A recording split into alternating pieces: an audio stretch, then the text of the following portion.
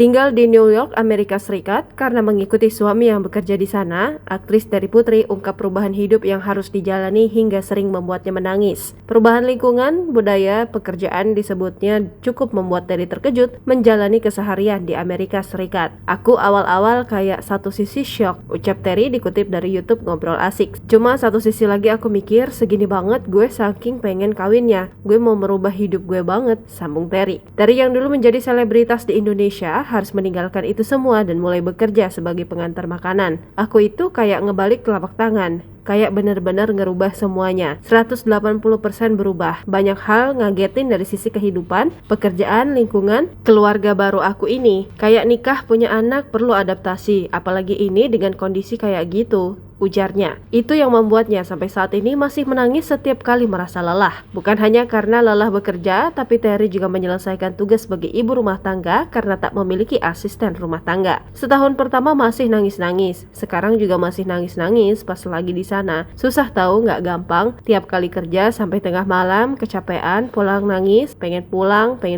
masih, ucap Terry.